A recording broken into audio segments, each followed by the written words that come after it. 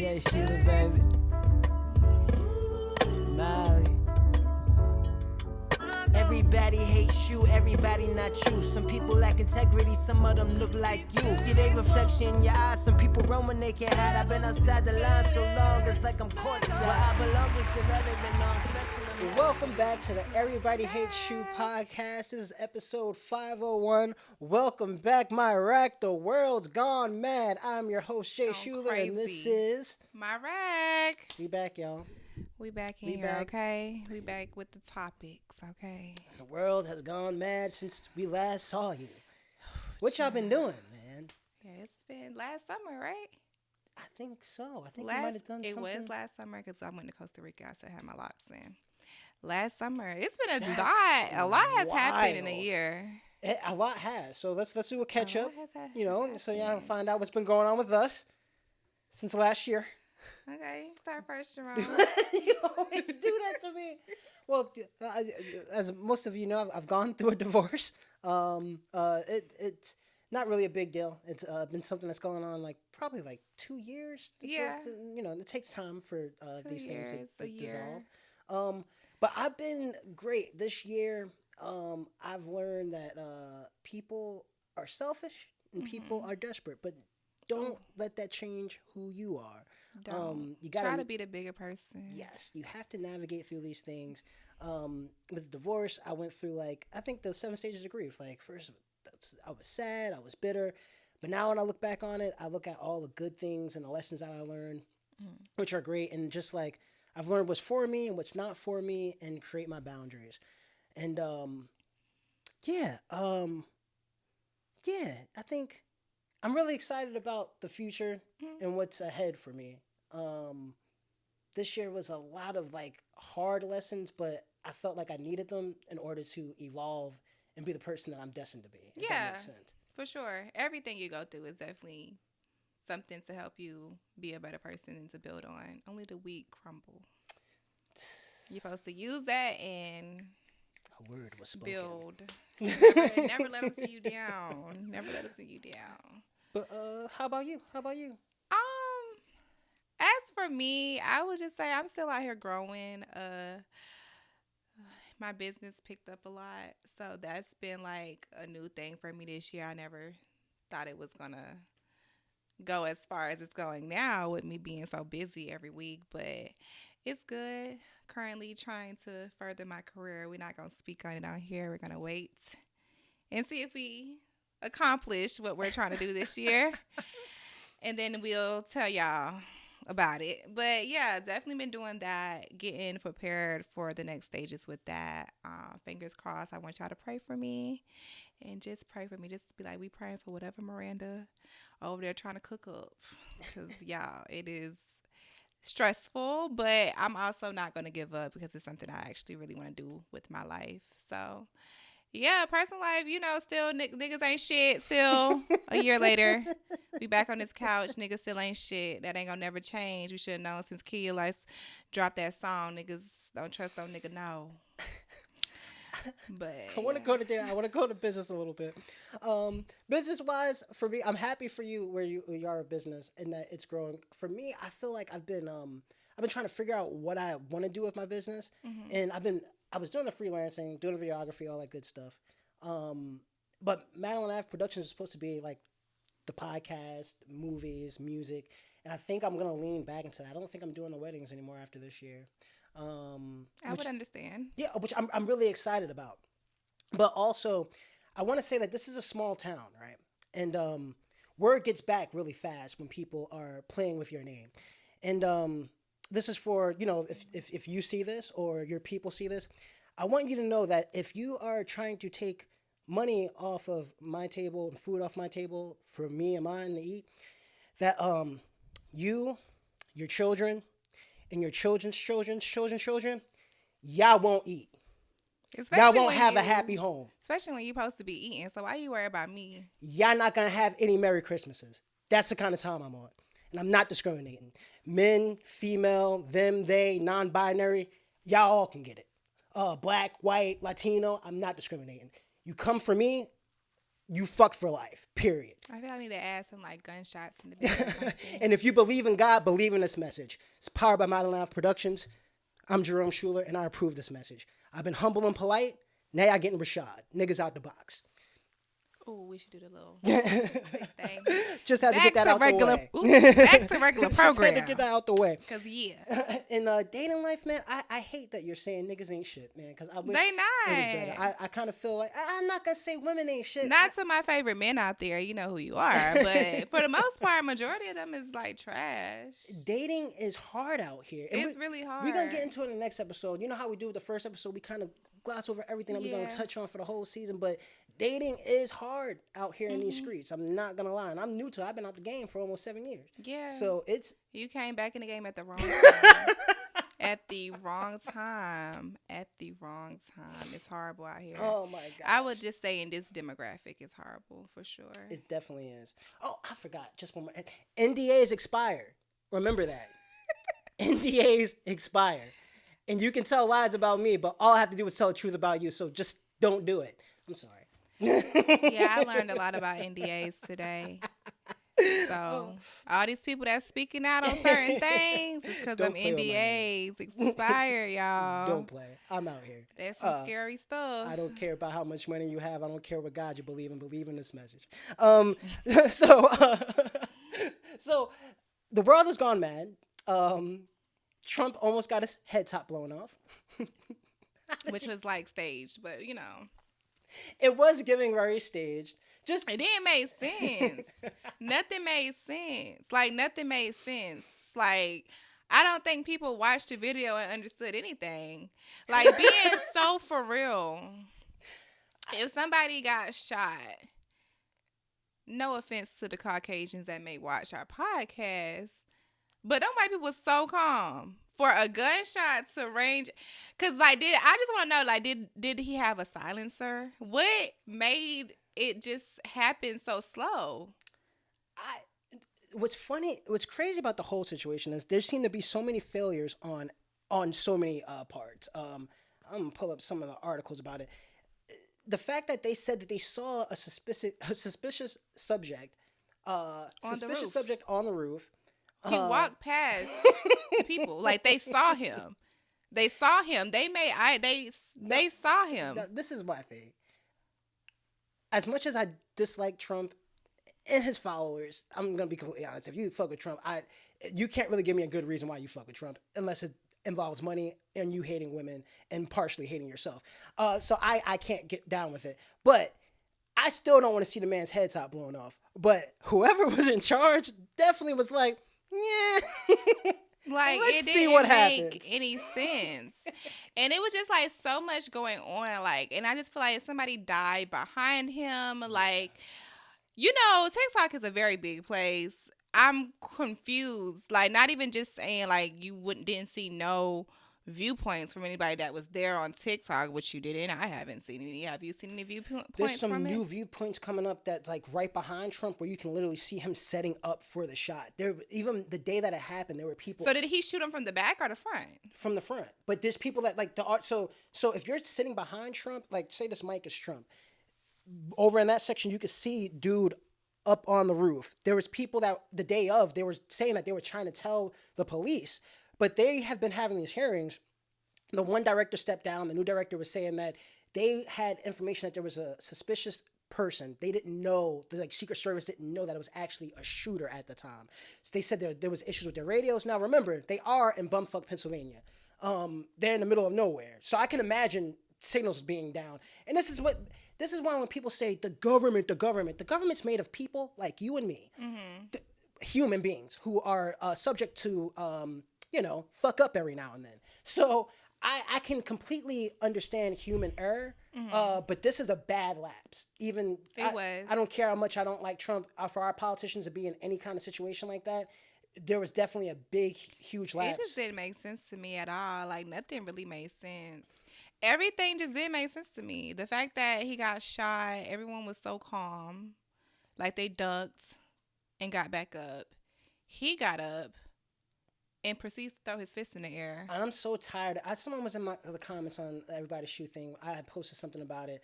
To me, I don't care who you are. That fist, for me, in the U.S., means Black Panthers. They were the last group to really use it here in the U.S. That stands for Black. I don't care how they try to paint the Panthers now. That fist stands for being oppressed. Trump has never been oppressed. The truth is, Trump and all of the hate that he's been spewing since Obama got elected in 2008 and he created that whole thing about him not being a real American, he's been divisive in this country, and it's been something that's seeped into our country for the last 2 decades. He brought that on himself. And I don't think we're talking about the shooter enough. Mr. Cooks, I believe, this kid is only 20 years old. And that's another thing I don't understand, too. I just feel like they framed him. I don't know. I just don't believe that he actually shot him. Usually I could subscribe to it, but the fact that there's so many people being like, look, there's a guy up there right now. The police aren't doing anything. And then they did a back, like they've looked at his Instagrams and looked through his emails. He was looking at Biden and Trump. Like, he was picked on. They used to call him a shooter. There's videos online of kids just picking on him.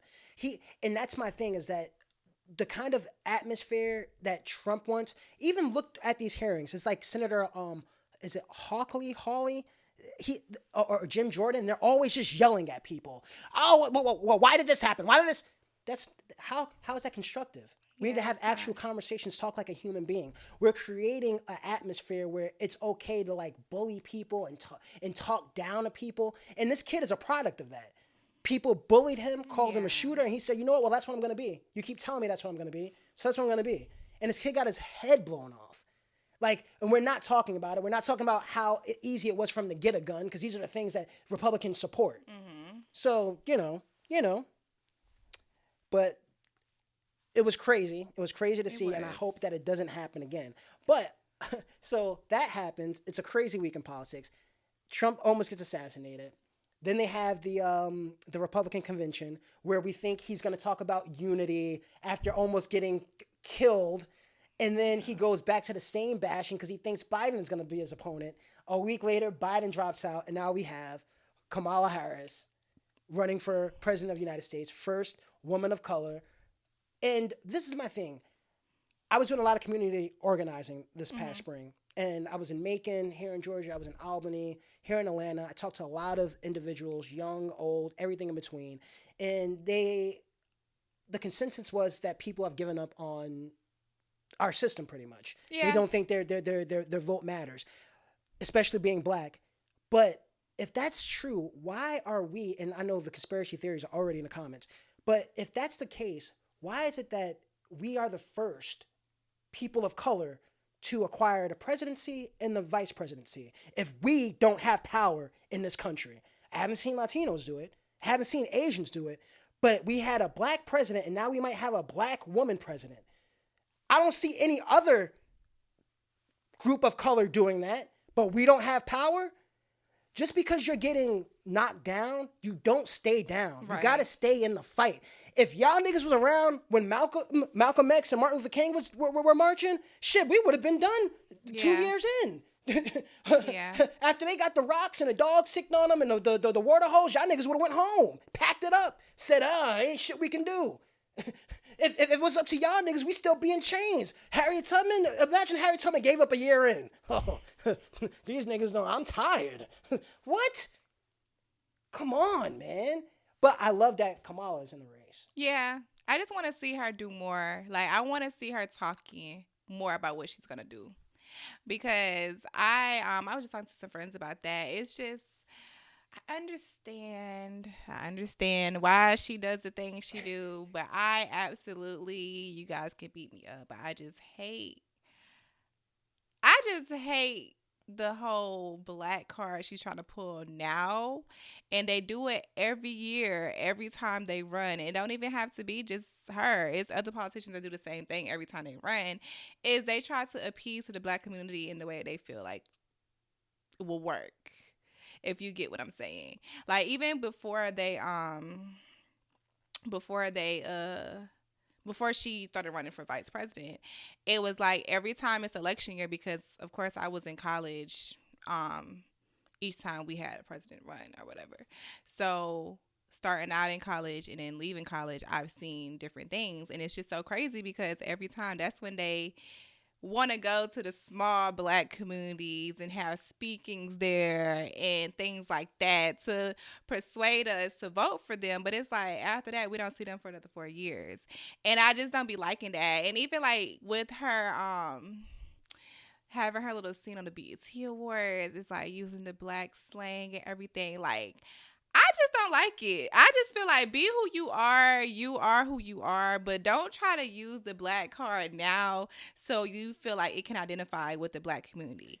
Because also with her having Meg come to Atlanta yesterday or this week, I didn't get the purpose. I know you wanted that to help boost your rally, but we need to know what you're going to do. And I know the part, like the presidency, the run is all like, currently it's all shits and giggles, honestly. They just be being snappy on CNN. Literally, that's what it is. And it's like, Kamala, I know that she's new. She hasn't did this before. But I just really want her to talk about what she's going to do. Like, it's like from the clips I've seen, because I didn't see the whole thing, but from the clips I've seen, you're just commenting back to Trump. Like, y'all got y'all own beef. I really don't give a fuck. Tell us what you're going to do in office. Like, see, now, I'll agree with you on some points with that because I felt like, now she was supposed to be big on the border for this administration. And the border has had its ups and downs to this administration through the past 4 years. I thought that it was a shame that they didn't utilize her as much as they could have, especially to appeal to black voters. Mm-hmm. I don't know what that looked like behind closed doors, what that strategy was, but that's why the big thing has been her reintroducing herself. Mm-hmm. Now, she is starting to talk about policies a little bit more. Now, remember, she's only been on the campaign for a week. Now, yeah, that's why I was like, I'm not going to do her in too bad, but I definitely do want to hear more of what you're going to do. And don't give us the bullshit that you know we're going to do, because Biden, that too. Oh, I'm going to cancel student loans, I'm going to do all this other stuff, and then they get in office, it's crickets, and we're going to war. But see, so you brought up some more points, but I'll get back to the rhetoric with the rhetoric that with her responding to Trump. That's the energy that Trump and them have brought into the politics right. that I hate, where we're not talking about policies. He just attacks people's personal. So she has to combat that, because the stuff that not only him, but, and we're gonna get into J.D. Vance, his vice president nominee.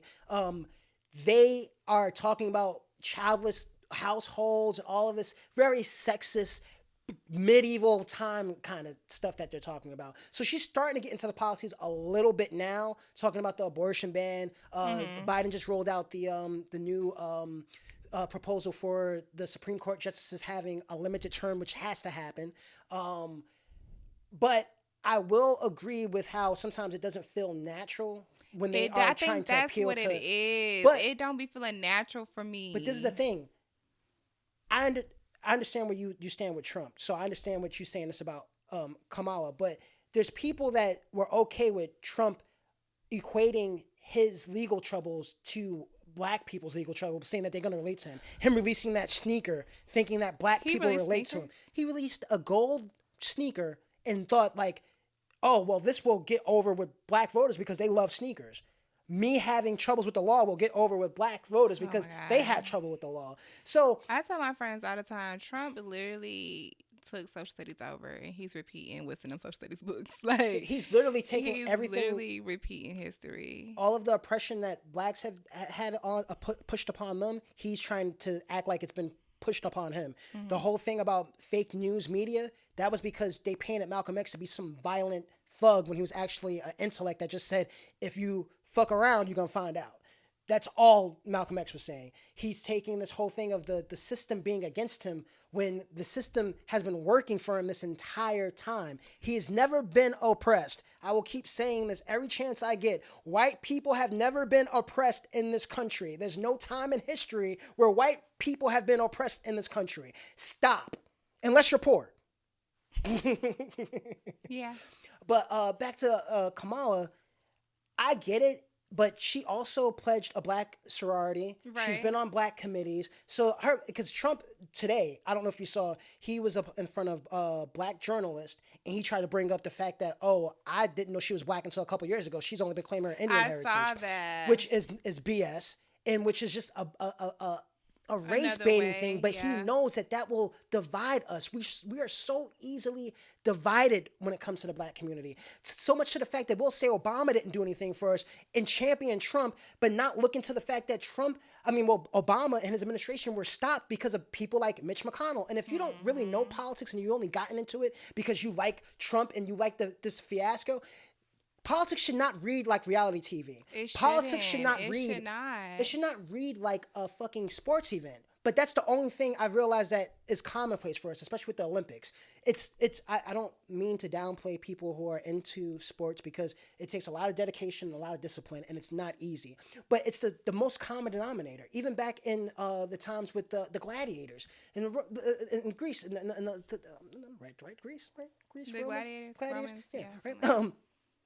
It was where common folk, we all can relate, like, we are rooting for this person and whoever, it's a winner and a loser. But politics is not like that. You don't just pick a team. It's not the Giants versus the Cowboys. That's what I be trying to get people to understand too. Like, you need to look into who you're voting for, no matter the presidency, even with the Senate and everything. And just like, growing up, they always just say vote for Democrat, vote the whole house for a Democrat. But these people are smart. They are acting like they're Democrats and they're undercover Republicans. Like, you got to read between the lines. And that's what I be telling people all the time too. Like, it's just reading between the lines. And even with Trump, like, he was once a Democrat, which is why he was supporting Kamala, but he couldn't have his way, so then he went to the Republicans.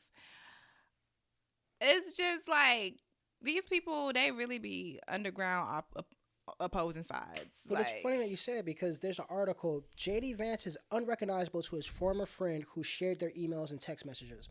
This is an article from NPR.org.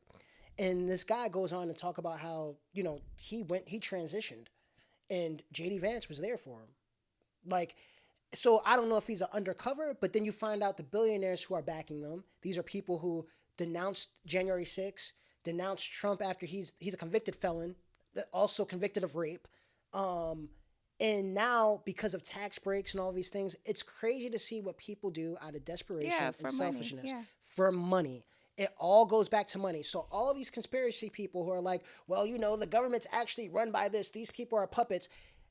Everything's out in the open now. You can see who are the people who are pulling the strings. It's these billionaires like Elon Musk.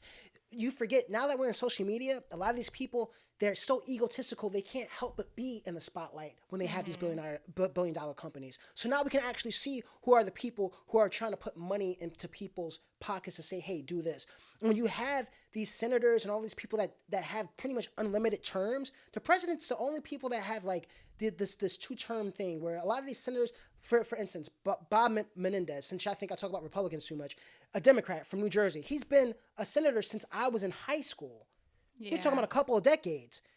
Of course he's a corrupt. How could you not be? You've been in Senate that long, so now you have people that are like, hey, man, you let this bill pass, I'm going to take care of you. You build relationships like that. It's a business at the end of the day, but you have to learn how to play the business. You don't just sit out and say, this is the way it is. If you want to sit out, stay home, shut your mouth. But if you don't and you want to make change, get out and vote because it actually matters. There's one thing about the Constitution that I love is that it really is for the people, by the people. If you get out and exercise your vote, then you can make a change. Everyone says, well, no, it doesn't. But when have you seen us all actually get out and exercise our vote?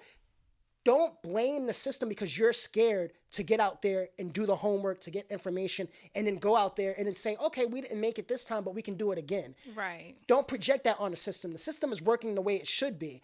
That's how we can tell that Trump did not win the last election because we did it the right way.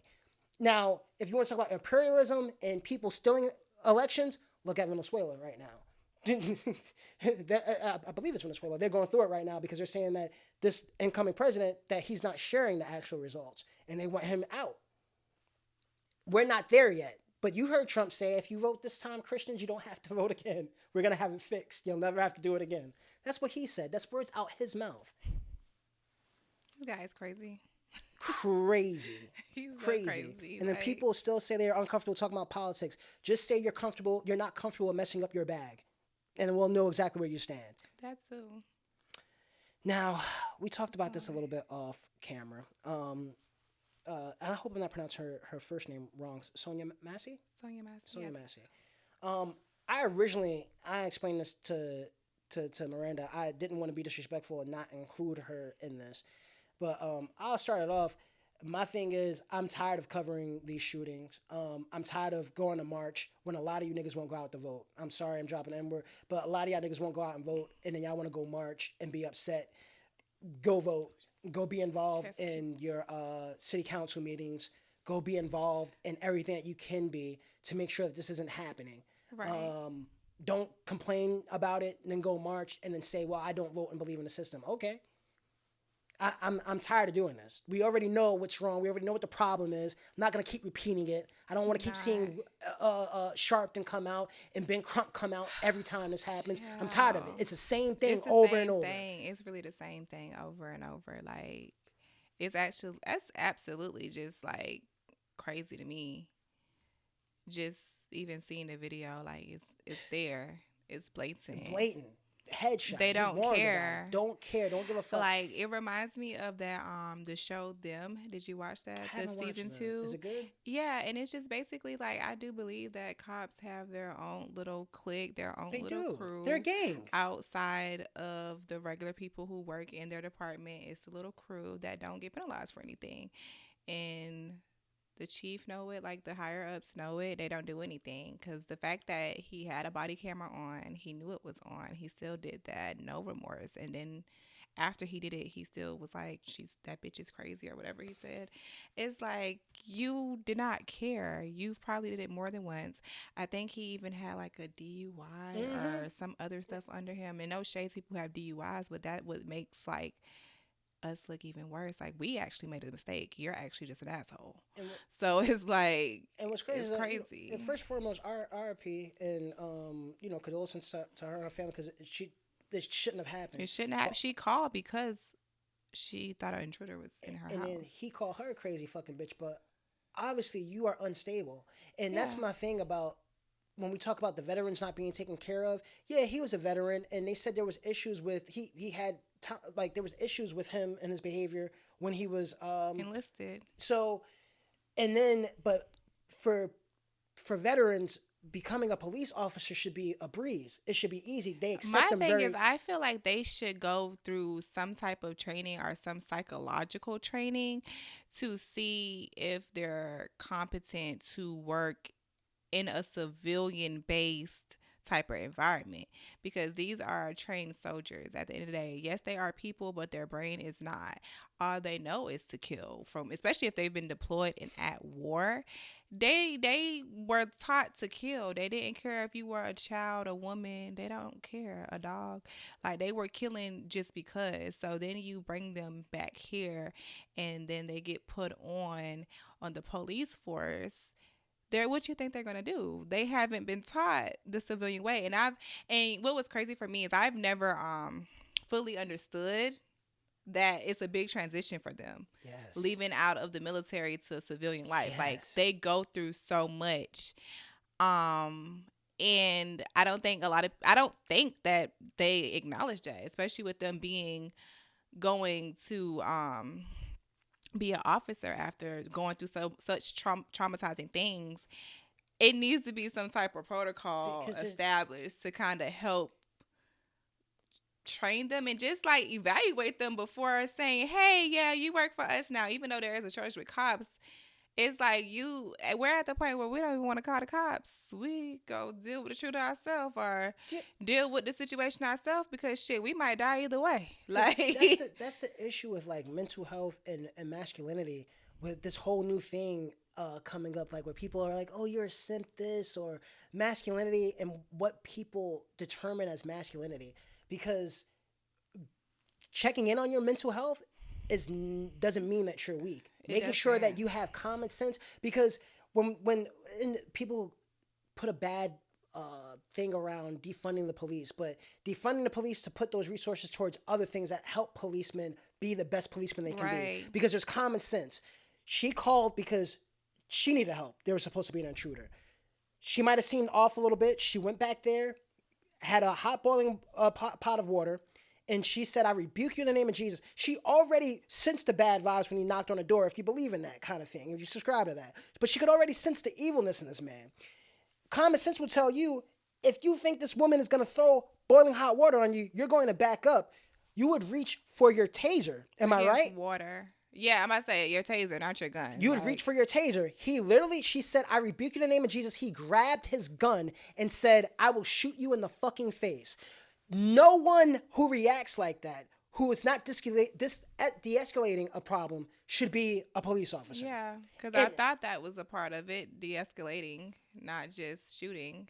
And these are the policemen that we're talking about, because there's so many of them who create these bad, hostile situations because they can't control their tempers. There's nothing masculine about pulling out your gun and shooting an unarmed woman in her face. There's nothing that warrants that kind of behavior and that kind of response. And I just want to know, like, how did his partners feel that was around? Like, apparently, if you look at the footage on like TikTok, no one will look him in the eyes and no one will speak to him. They were scared because they all know he was wrong. They all know that he's even like trying to talk to people and they're not really even. It's a headshot. You're not deployed. You know what I mean? It's just crazy that we're still experiencing this. That these men are still being employed and not getting the help that they need. Because he should have never been policing. He should have been at a desk. He clearly has anger issues. All she said was, I rebuke you in the name of Jesus. And that warranted him to pull his firearm. Yeah. That's crazy. Like, that's so crazy. I don't understand, But I wanted to include the world has gone mad. It has. And with all of the stuff going on, I just didn't expect something like that to happen again. But this is the world that we're living in. So This is America. But back to something lighter. How did you feel about the ass whooping that Kendrick gave Drake? That was good. It was 10 out of 10. Like, it was so 10 out of 10. And what I loved about it was that how it was so ongoing. Like, it was just like, I'm talking about time. Are you saying that you like that the ass whooping was ongoing? Yeah, because like he dropped the first diss and then he had a beat change and everything. Then Drake responded, then he responded back. And it's like, yeah, this man wrote that. Like, he ain't had time to go and have somebody ghostwrite for them not liking this man. How he did it? Like, no, he literally went in the booth, probably no pen and paper, and just started talking shit on the beat. And it worked. And then he came back again with his little 1-2. I mean, 'cause they both had some good punches. But that last one, that's the hit for the summer, that They Not Like Us. Yeah. I feel like that's up there with Young Dolph dissed the Yo Gotti. Like, that's going to be played in the clubs for years to come. Like he's on that level. Like, where you have the song. Like, because the young, old, the little kids, like, everybody likes this song. This song is going to be on the cookout rotation for years. Like, it's not going nowhere. I love that you said that. I love Dolph so much. And that Dolph, this is so that's why I'm like, it's really hard. on that level. It's so much punchlines in the song. Like, once you make it to the baby showers, like, this song was being played at baby showers. Like, people don't talk about that Dolph this enough. And it should be rated up there with the hit 'em ups, the They Not Like Us. It really should. Like, I love Dolph. It's on the level of disses that you just listen to. Like, damn. Just because. That's why I was like, Kendrick definitely did his thing. Like, and it's like, I even love the music video because Drake was trying to say Dave free. Fucked stuff about his wife. And then his wife is crip walking at the end of the video with their two beautiful kids. Like, you're the joke. And like, the thing about it, Drake, I gave Drake style points for his video with him crushing the Good Kid, Mad City Van and all of that. But all of the little references that Kendrick put in that Not Like Us video, It's putting the too owl in the much. cage afterwards, Yeah. just everything completely demolished this man. It's like, and I think he just popped back up. Drake just popped back up with like a feature or something. Oh, or a with song or Yachty. And I like Yachty.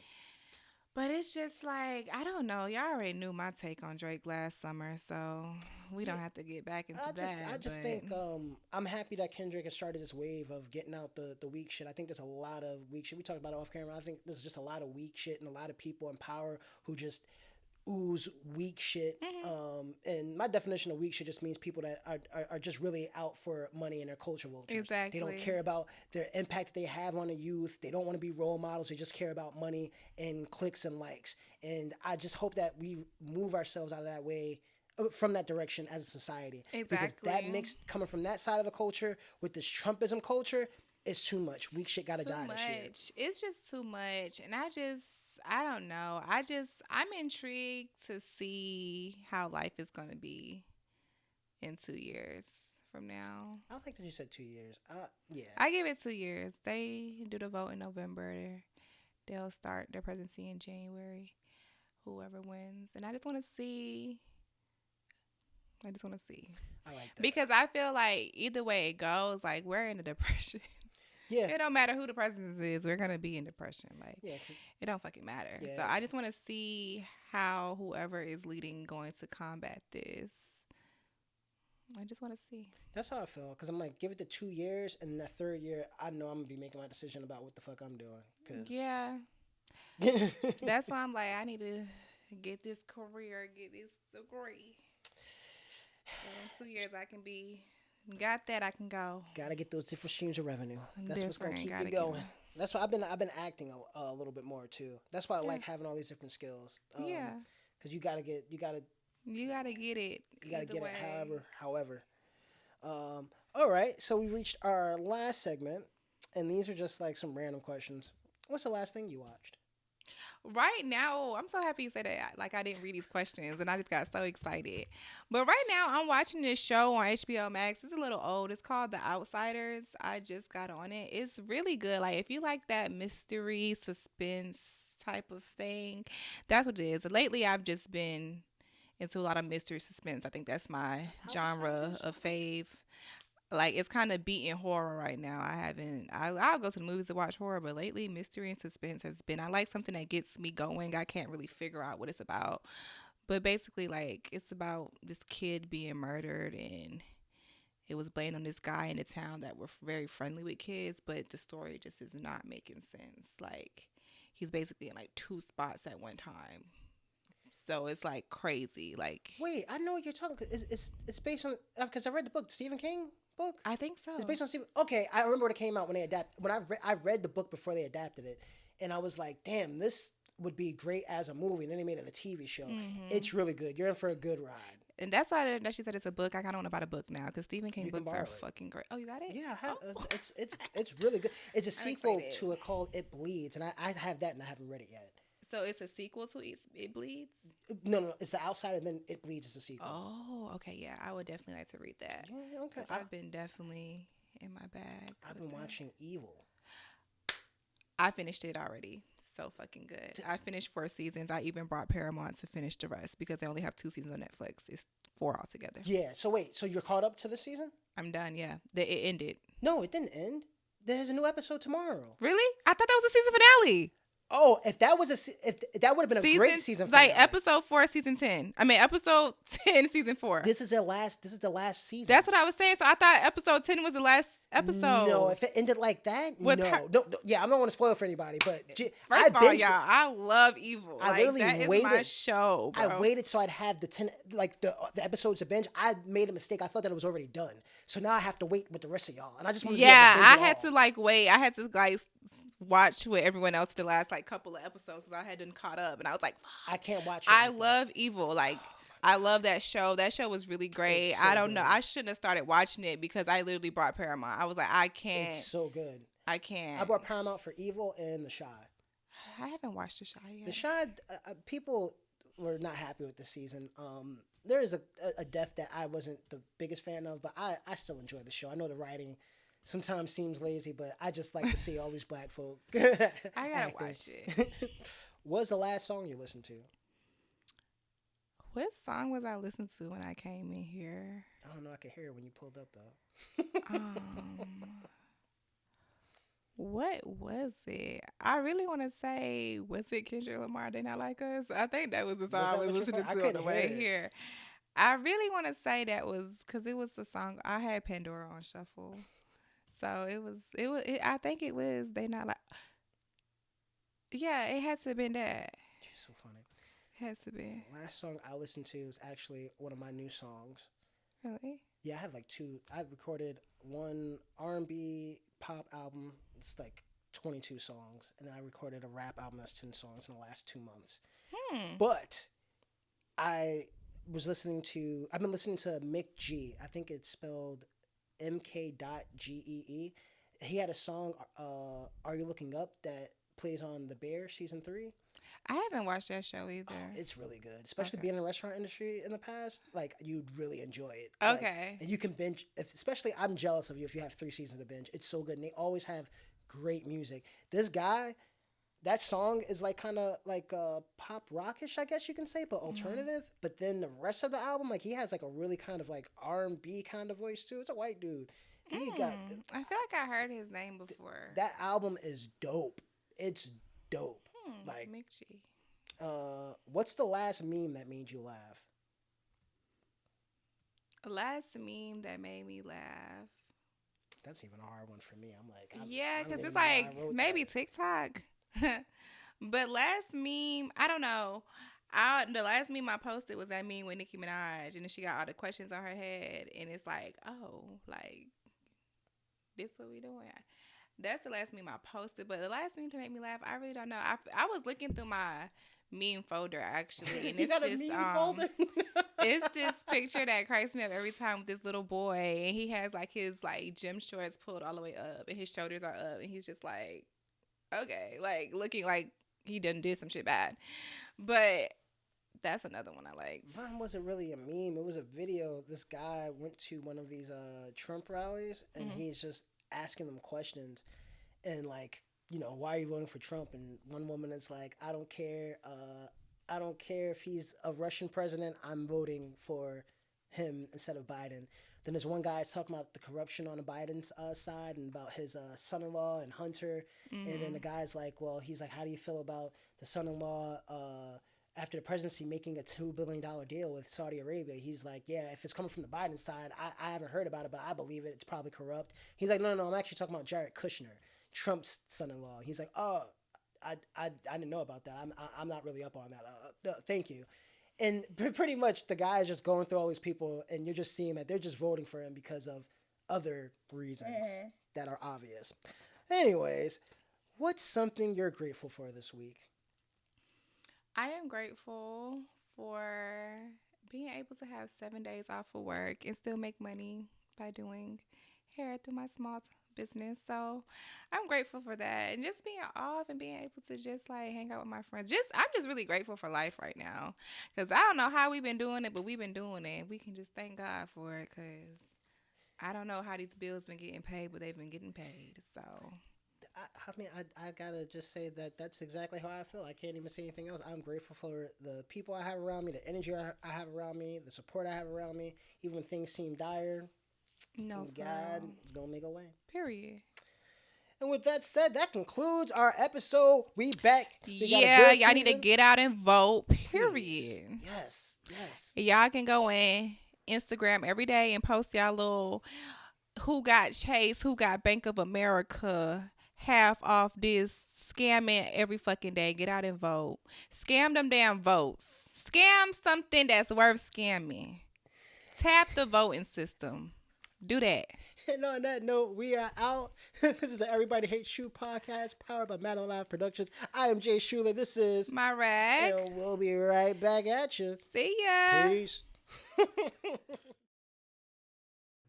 I hate it here.